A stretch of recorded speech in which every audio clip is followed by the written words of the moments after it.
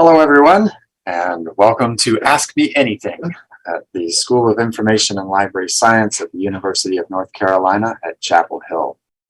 My name is Brian Sturm. I'm the Associate Dean here, and I'm your MC for this set of interviews with faculty. We have two panelists today and are looking forward to having a great conversation and learning a little bit more about what they do and what their expertise areas are. Before we get started, though, I'd like to thank you all for joining us, and I would also like to say that if you have questions for these panelists, please put them in the YouTube site in the description box, and I will try and work them in to the conversation as we go along. So our first panelist is Elliott Kuecker, and we'll transition to him.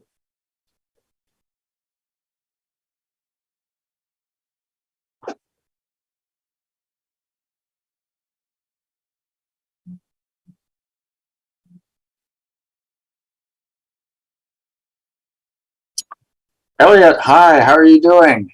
Hi, Brian. I'm doing great. How are you? I'm doing well, thanks. Glad to have you here and have a chance to chat. I'd like to start with a welcome to SILS. I'm getting to know you virtually. I'm really looking forward to meeting you in person and having some conversations in the hallways or over a nice cup of coffee or something. So. But we're really thrilled to have you here and joining the faculty, and look forward to many conversations in the future as we settle you in. Thanks for being here. I just start with, can you introduce yourself to our listeners and our viewers, and tell us a bit about yourself that you'd like to share? Yeah, sure. I'm just coming from Athens, Georgia, where I've lived for about 4 years, and I worked at the University of Georgia libraries, and I did a lot of different things there: digital humanities work, and as a humanities librarian and instructional librarian. And I've also worked at Emory University and University of Florida. And in terms of my library and archives career, I've held so many different positions in stacks maintenance, digital preservation, as a college archivist. And I sort of started that journey at University of Florida, getting a master's degree in American literature. And I was just really attracted to actually doing archival research and research at large. So that was kind of my first step into archives and libraries, was as a user and as a researcher. And I still do that kind of work. And right now I'm even working on something looking into children's creations in archives, things that children actually made and are now in institutional archives, which is actually pretty rare. That sounds fascinating. I'm going to come back to that in a bit, because with my interest in children and youth and libraries, children's creations and archives is something that I'd like to explore a little bit more. But I want to start with this idea that you got a PhD in educational theory and practice from the University of Georgia. And how do you see that particular PhD contributing to your work here at SILS? Mm-hmm. In that program was the first time I think I was asked the question. It doesn't really have an answer. It's an interpretive question. A lot of people have different answers, but what is the purpose of education? That's kind of when we think about educational theory, that's one of the main things we're always thinking about and trying to answer in different ways. So that was impactful, because that was something for me to reflect upon that I had never done before. And in terms of my experience in that individual department, something I really learned was how supportive faculty can be of graduate students to get rid of the intimidation of academia. Like really early on, I had faculty invite me to do panel presentations at conferences, or invite me to publish in special issues, and just encourage faculty graduate student collaboration. Mm-hmm. And it really helped, break down that boundary of feeling like I'm not worthy for academia. So I would like to bring that same thing here and work with the graduate students, especially the ones that are intimidated or feel they don't belong in academia, and show them that that's not true, and it's not as scary once you do it, especially with someone holding your hand. And a lot of the people I went to school with were actually former K through 12 teachers, so I feel also inspired by them. They teach 5 hours a day, 5 days a week. They have a lot of innovative pedagogy, and I still remember some of that and want to bring it to the classroom as well. Yeah. So is, I guess the technical term I've heard for this sense of graduate students not feeling they belong is imposter syndrome. Mm-hmm. Is that more prevalent than we know? I definitely think so. I think the idea that you would have something to say and enter that conversation, so to speak, it can make you so easily feel unworthy, especially because you're getting feedback, critical feedback that tells you all the stuff that you need to do to get to the point to present your ideas. And a lot of times it's also maybe the first time people are teaching, if they're doing a grad assistantship or doing really important work for the first time. And not to mention that is amplified if you are like first generation or your parents didn't go to graduate school or something like that, Mm-hmm. Mm-hmm.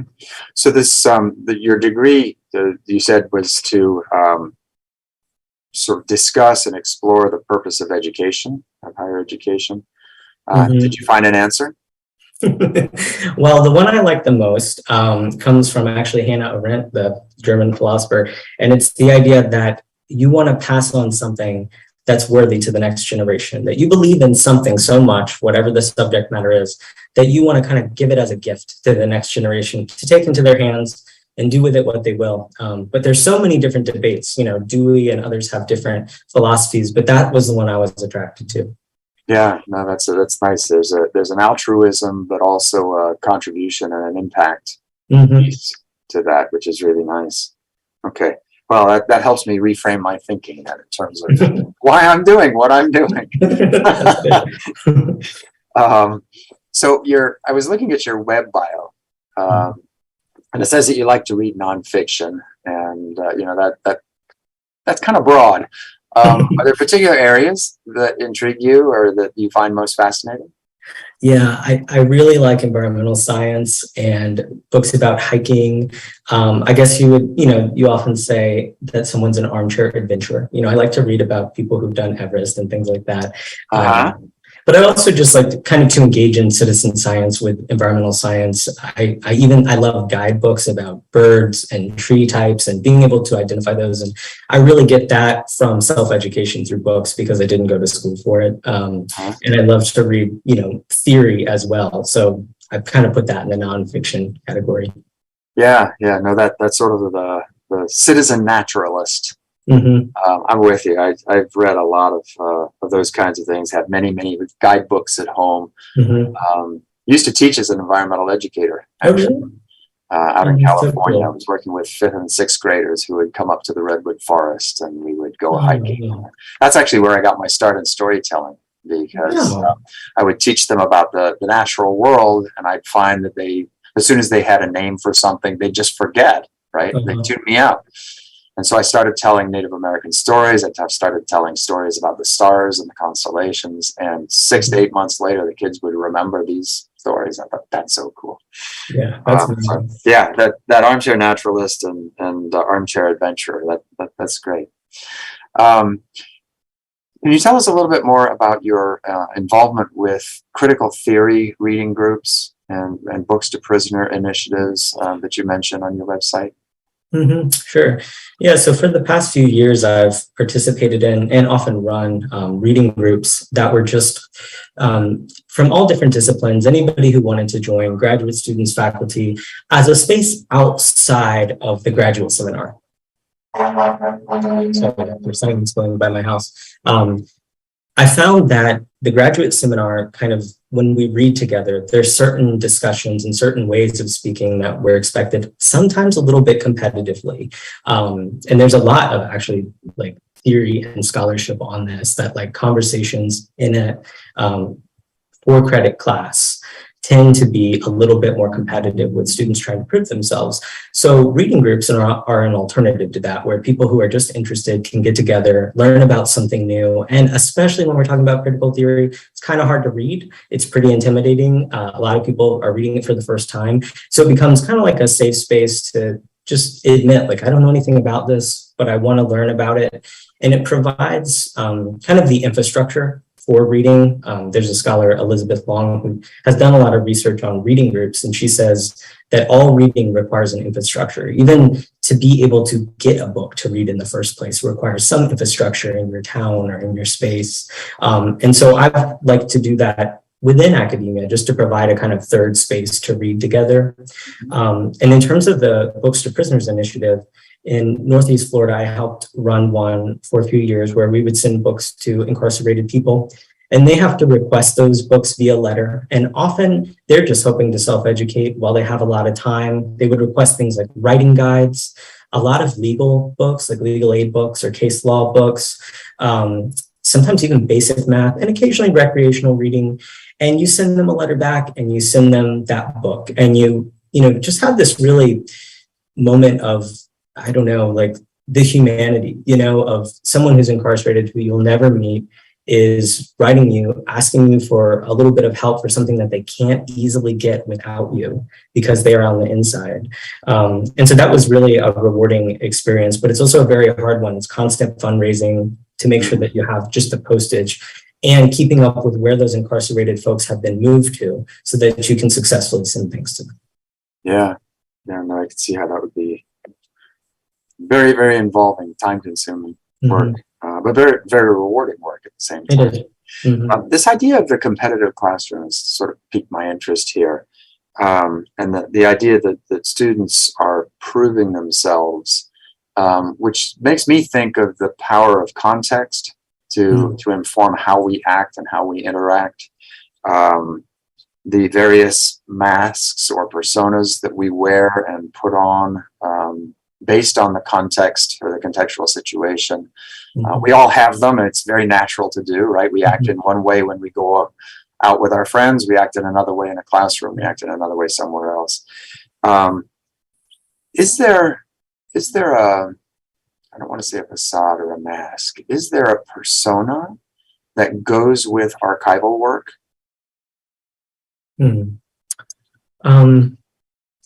I mean, I think there's a couple optional ones. I think for a long time, the persona of being a neutral person was something that was kind of the goal, which is probably in some ways ethically sound because you're trying to describe things in the best way possible as a blank slate without your biases and without your judgment so that users can find them. That would be the kind of text that you'd find in a finding aid or some other archival description. Yeah.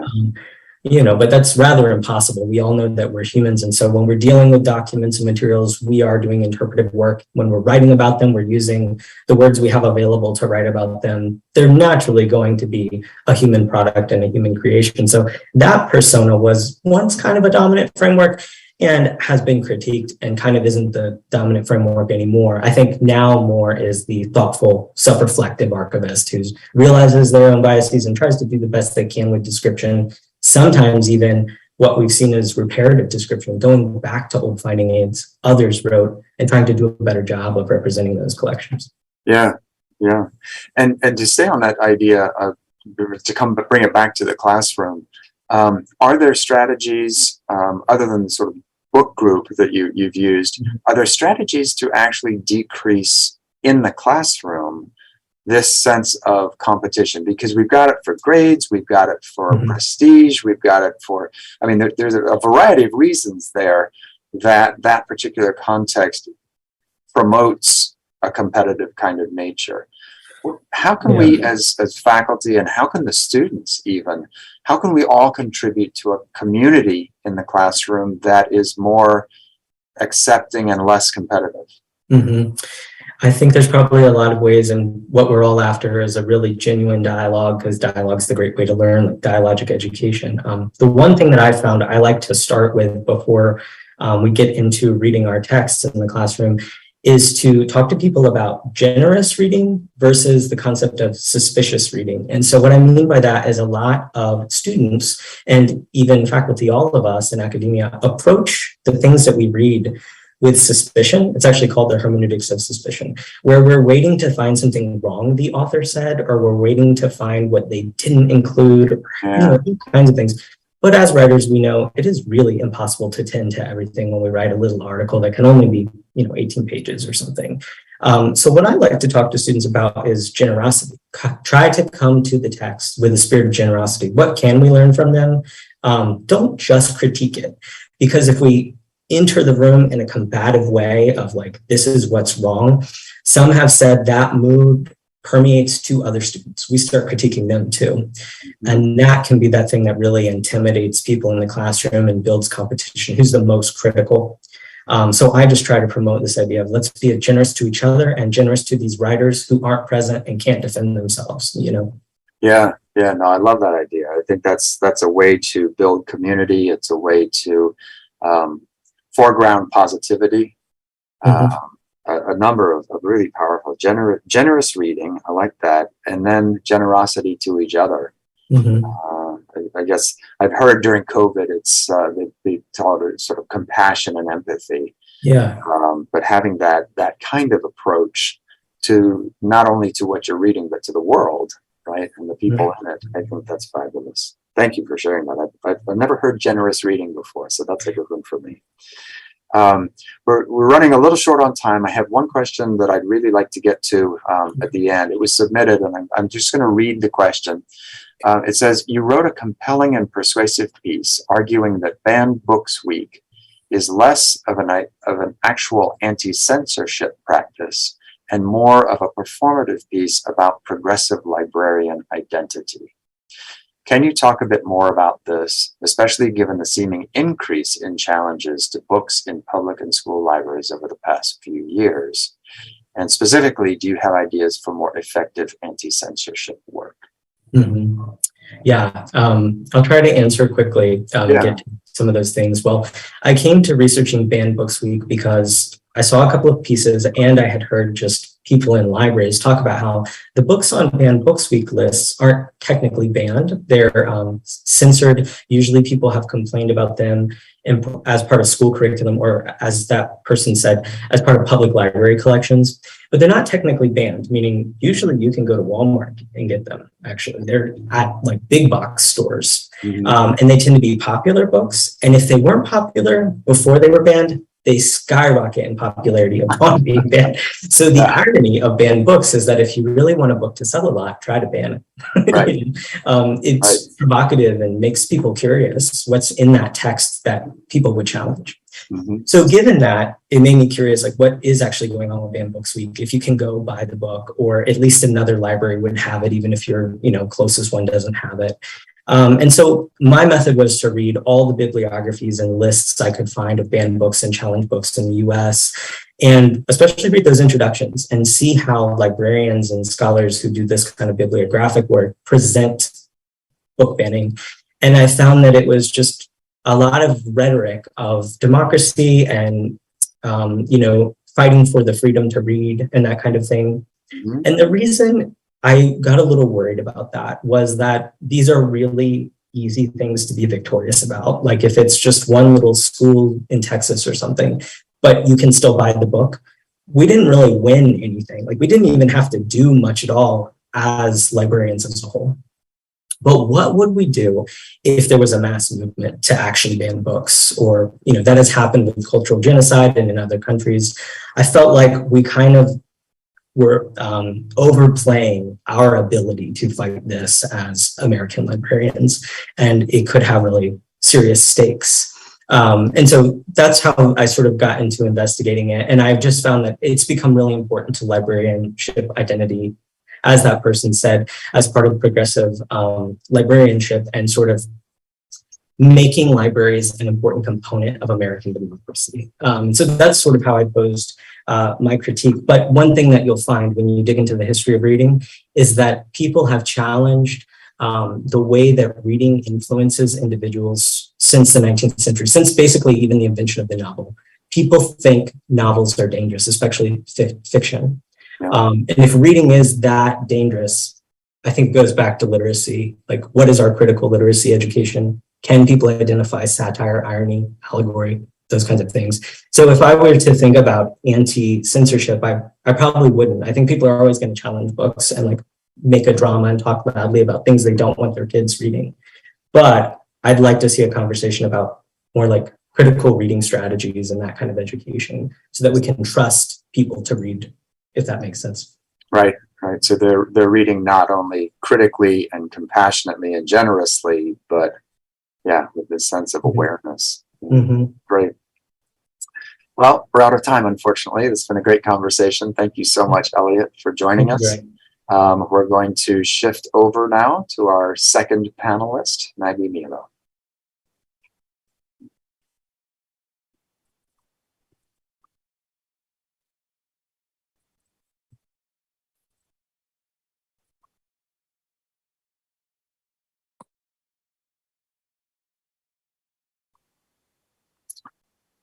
Hello, Maggie. How are you doing? Brian, hello. I'm doing well. Happy autumn. Well, second day of Yes. autumn. Oh, it's absolutely gorgeous weather, isn't it? Oh my gosh. I Yeah. have my pumpkin spice beverage Oh, ready you for today's call. And were ahead of me. I was listening to Elliott's excellent AMA and also just crocheting along. So it's been a good day. Yeah, no, it's nice to have maybe a little time to enjoy your drink and do some crocheting. That's great. I had a wonderful time walking across campus this morning. It was so beautiful out, and to be able to wear a long sleeve shirt and be cool by the end of the walk was really, really nice. Maggie, can you introduce yourself to our viewers and tell us a little bit about yourself before we get into the actual questions I have for you? Yeah, so hi everyone. Thanks for joining us today. My name is Maggie Melo, and I'm an assistant professor here at SILS. I am also the director for the Equity in the Making lab. So I joined SILS in 2018, but before that, I was born and raised in Los Angeles. Then I ventured off to Tucson, Arizona to earn my PhD, and I'm here today. My interests reside at the intersection of critical making, academic libraries, and information behavior. So yeah, that's a bit about me. Yeah, great. Thank you. And congratulations on your NSF Career Award, National Science Foundation Career Award. It was, I think, entitled Equity in the Making, Investigating Spatial Arrangements of Makerspaces and Their Impact on Diverse User Populations. Sounds like a dissertation title. It's long. Can you tell us a little bit more about that project? Yeah, so that project, I was awarded that NSF Career Award in 2020, so we are now in year 2. And the main question for that project is, why do students from underrepresented communities, why don't they visit makerspaces so often? And so having worked in makerspaces with the lens of diversity and inclusion for almost a decade now, I was curious about a behavior that I saw pretty frequently at a makerspace. And I would notice that students would walk up to the threshold, look inside, and then in a matter of moments walk away. And so over time, I began to notice a pattern that these were students of color, these were first-generation students, and I've learned that because I would sit at the entrance, and as they'd walk away, I would kind of just catch up to them and say, hey, my name is Maggie, I work here, did you have any questions? And from what I've heard, many of them would say things like, oh, I'm just looking around, or the space isn't for me. And so over time, I began to really focus in on what are those decisions they're making at the threshold that they're deciding I'm not going to enter. But also conversely, what are they seeing in the space that is communicating to them that this isn't for me? Yeah. And so the NSF Career Award, which is a 5-year program, focuses on that question. So for the first year, I had this really cool opportunity to speak with UNC Makerspace professionals within the UNC system to get their understanding as to what is a makerspace. Like, what are the defining features? How do I know when I'm in a room, this is a makerspace? And so the data from that first year of interviews provided the baseline visualization for a VR environment to create this makerspace. And so you're probably wondering, like, wait a minute, where does this VR makerspace like come into play? So in order to better understand the observations or the feelings that first-time students have in a makerspace, we created this VR environment, because that way we could control some of the variables. If we were to do this in a real operating makerspace, there's so many things that can contribute to how a student experiences it. Like, for example, if a student were to walk into a makerspace yesterday when it was 98 degrees and you were sweating, they probably would be tired. But if they were to enter one today where the weather is crisp and there's a little pep in everyone's step, the data would be skewed because of the weather. So VR Makerspace allows us to control those variables, but also to ask students in real time, well, what are you thinking about? What thoughts are coming to mind at the threshold? What kind of feelings are coming up for you as well? And so at this point of the program, we're in year 2. We finished our first set of observations in our first VR environment based on year 1. And now we're redesigning another makerspace based on the data that we found. And I feel like I could talk a lot about this, but I'm going to pause right there and say that I have an excellent team that I'm working with. I am working with 3 incredible research assistants that make this program possible. And I want to give them a shout out. So that's Rachel Rodney, Yu Lee On, and also Hao Zhao. Like incredible people I get to work with. So I'm going to pause right there. And that's my summary of the program. That's great. Yeah, the VR environment sounds fascinating. So are you designing now a new makerspace, a physical makerspace based on that research? Or are you designing a new VR environment to continue research, or both? Yeah. So it's going to be both. But for right now, it's going to be version 2 of the virtual reality makerspace based on what the students mentioned would make it more inclusive and more inviting. So some of the things that came up, music, they would like to hear some music in the background. They would also like to see signifiers that are shorthand for inclusion. So for example, in the original makerspace, there aren't really much student artwork, but there also aren't things such as like pride flags or other little door signifiers that says like this space, there are many folks that are mental health first aid certified.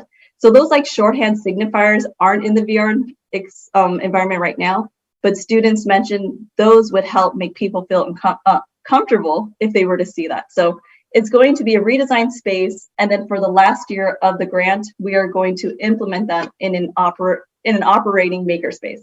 Mm-hmm. Okay. So I'm intrigued by this idea of music, because I could see that as being both very inviting and also a turnoff, depending on the music that was playing. So how do you negotiate then with a makerspace that is public? How do you figure out what music is going to be inviting? Is there a quality to music, a particular kind of music that the majority of people find inviting, or is it culturally specific and culturally defined? How do you figure that out? No, that is a great question. And I feel like that also came up when we asked, what does inclusion smell like in a space? I mean, that could vary from person to person. The consensus from the responses was lo-fi music. So it's kind of like this background, very kind of like white noise. Others said that maybe we could just like designate different times for different types of music, depending on the event. But there were other folks that were pretty adamant about having specific artists playing. Like one was like, we definitely need some Bad Bunny playing in the makerspace. And I'm all like, I'm not against that. But I mean, if you're trying to concentrate, maybe it'll work. Other folks were asking for K-pop as well. But I feel like across the board, it was like jazz music or lo-fi music that helps to, that isn't too distracting. Yeah, I think we have a new venue for Muzak. Elevator music. Oh, yeah. Because I was thinking, maybe some Celtic harp music would be nice and soothing and quiet and whatnot. And then, you say jazz. Yeah, I could see jazz. And then there are these others. But maybe what I really need to feel invited into a makerspace is something that is energizing. And so all of these different moods that you could play with just in terms of the music, right? And who is attracted by various kinds of music. And so would there be a particular kind of ethnic music that might make certain people feel more welcome because their music is being played? I mean, so many issues there that you can play with and adapt. Yeah, like along the spirit of what you're talking about, Brian, there was a student respondent who had an excellent idea. They said, how about you have like a sheet or a spreadsheet where people get to add a song to this ongoing playlist that they would love to hear. So it's also a way for them to be like, hey, my song is playing. Like, this is the one I entered as well. And it could just range in terms of, art. Yeah. So then you could create a virtual jukebox, right? Where I go in and I get to choose what's next played. They don't have to pay for it. That was always my problem whenever I went to the jukebox. Is like there were lots of songs I wanted to choose, but I didn't have the quarter to make the thing work. So I know this is my AMA, Brian, but what song would you add to the playlist? It would be Celtic harp music. Oh, okay. It would definitely be Celtic harp. That's the kind of music that I find the most relaxing, and I can play it as background music and still focus on what I'm doing. If it's too upbeat, if it has too much, if it's sung, so if their language, I start listening to the song or singing along, and then I can't concentrate. So it's kind of why I don't read or listen to audiobooks while I'm driving. I can't concentrate on the road because I'm listening and focusing on the language and the words that are coming to me. And maybe that's because I'm a storyteller, because I know a lot of people can do that.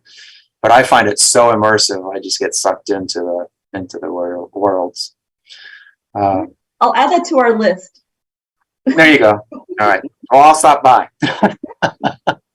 So I want to shift focus here a little bit and talk about your book with Jennifer Nichols. It was called Remaking the Library Makerspace: Critical Theories, Reflections, and Practices, that came out a couple of years ago.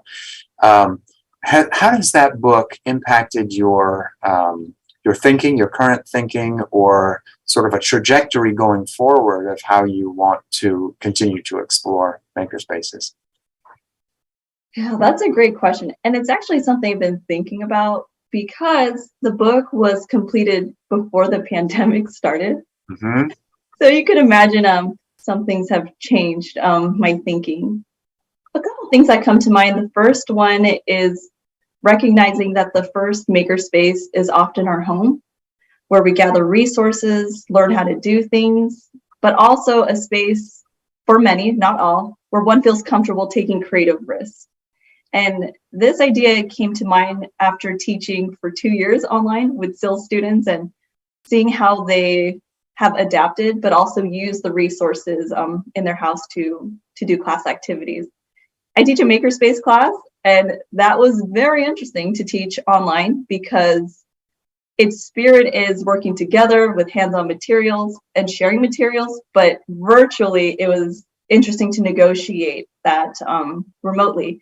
And so what I found was it was interesting to see how students use their homes and what they had available.